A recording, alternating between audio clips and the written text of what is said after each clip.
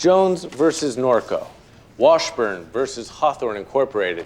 Actually, 7 cases that Mr. Church solicited lawsuits against pharmaceutical companies.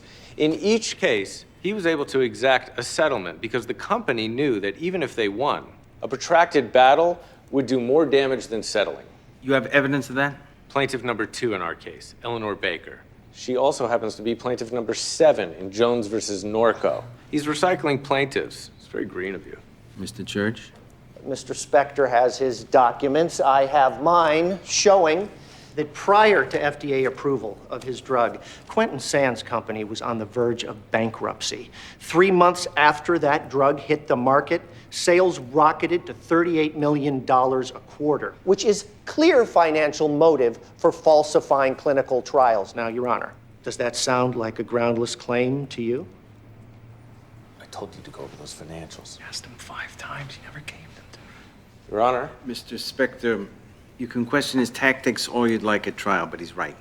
That right there is financial motive for fraud, and this case is moving forward.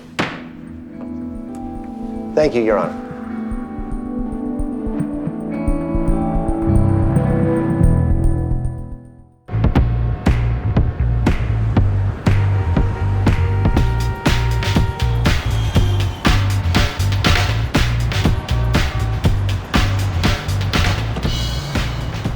Jessica, what are you doing here? Get in. I was just about to get some coffee.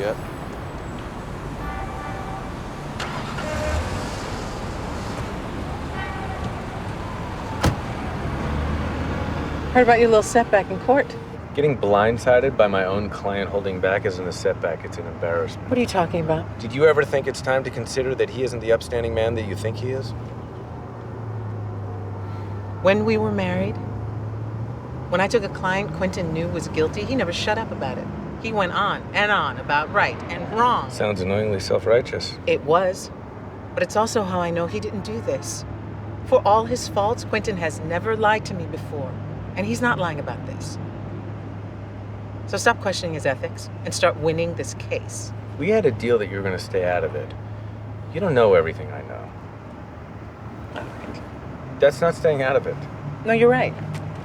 I'm not staying out of it anymore.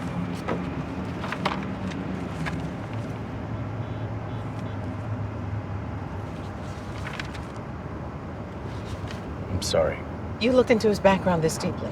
The investigation reveals what it reveals. If he lied about this, he could have lied about anything. You think I didn't know he started with Lisa before we were separated? This is old news, Harvey. I moved on a long time ago. Jessica, it's a pattern of behavior. Quentin came to me because he knew I thought he was a good man, and I still do. You obviously don't. I'm taking the case. What about Lisa? If Lisa has a problem with it, then Lisa can take it up with me. It's kind of ironic, isn't it? You and I both lost in court yesterday. You lost? In housing court? How does one lose in housing court? People win there without lawyers. Well, he had a lawyer, Tanaka, and Vivian Tanaka?